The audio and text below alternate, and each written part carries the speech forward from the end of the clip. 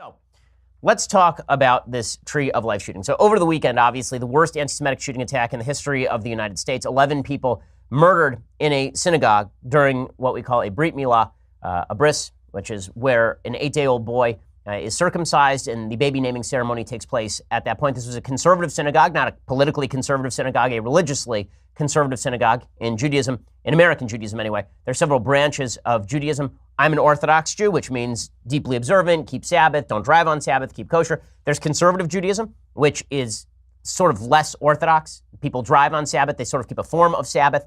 They don't keep full kosher, but they have certain respect for Torah laws. In any case, this conservative synagogue didn't have much security, and an anti-Semitic white supremacist, but I repeat myself, walked into the synagogue armed with an AR-15 and proceeded to shoot up the bris milah. He was screaming at the time, "All Jews must die." So obviously a subtle fellow. So why does this matter? First of all, I think that we need to get something off the table right away. When an anti-Semitic attack occurs, you generally don't need to bother blaming particular politicians. Anti-Semitism is literally as old as the Jewish people. Literally as old as the Jewish people. Now, there are politicians in the past who have called for anti-Semitism. There are politicians in the past who have actively called for the murder of Jews.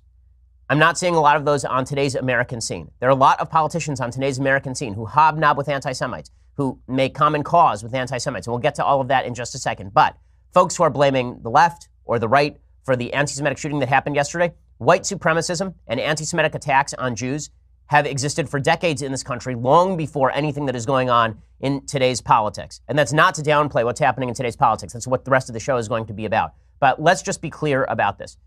When it comes to attacks on Jews, there is nothing new under the sun. Legitimately nothing new under the sun. I don't know a single Jew, seriously, a single Jew, who is not 1 degree removed from a violent attack on a Jew. And that's not to say that America is a violent country for Jews. It is not. America is the safest country in world history for Jews. America is an incredible place for Jews. But because the Jewish population is so small, and because so many Jews know each other, and because the Jews sort of consider themselves an extended family, just as Christians consider themselves an extended religious family, it's difficult not to feel it deeply, obviously, when an attack like this takes place. The history of the Jewish people is filled with fractious division, but history has treated the Jews as a closely bound unit. Jewish identity isn't really a choice, it's a reality. Modernity has obscured this for a lot of Jews, but the fact is that all Jews are in the same boat when it comes to anti-Semites like this.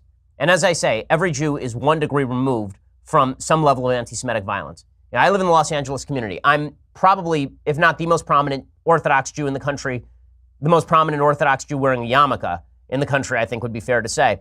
I walk around in public with a yarmulke. That's how safe I think this country is. I live in a city with some 900,000 Jews. Los Angeles has 900,000 Jews living in the city. Still, anti-Semitic attacks have occurred in the LA Jewish community since I was a child. In 1991, a synagogue just down the block from me was firebombed. In 1999, a white supremacist drove past the high school that I would attend a year later, checked it out, and then proceeded to drive over to the West Valley JCC and shoot it up. In 2002, a radical Muslim terrorist walked into the El Al counter at LAX and shot up the El Al counter, killing a member of my community. When I attended the Yeshiva University High School of Los Angeles, we had bomb scares, bomb threats. Maybe every 3 months, we'd have to evacuate the school. So anti-Semitism, particularly from white supremacists, is nothing new here. So this brings us to the bigger question.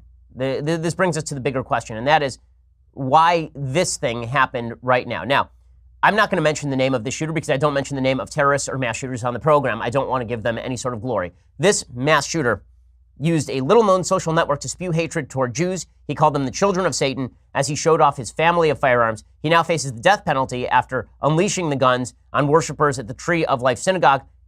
He was particularly upset about a Jewish nonprofit providing aid to refugees. The Jewish nonprofit is called Hias, and he tweeted, "Hias likes to bring in invaders that kill our people. I can't sit by and watch my people get slaughtered. Screw your optics.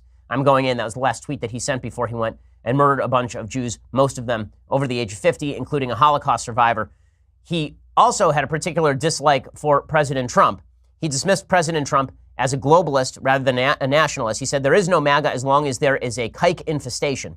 I'm going to use the word here because I think it's imperative to know the language that these monsters use, these evil, evil people.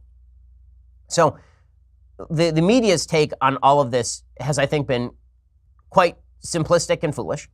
They have, of course, suggested that President Trump is responsible for everything. President Trump is responsible for the shooting, specifically because President Trump in 2016, 2017 winked and nodded at the alt-right.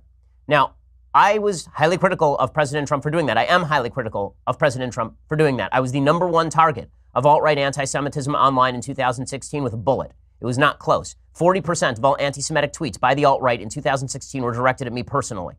Okay, so I am well acquainted with the folks that President Trump winked and nodded at. This guy was not alt-right. He was a white supremacist. There is a slight difference. He is not a member of the modern alt-right movement, which is disgusting and evil and anti-Semitic in and of itself.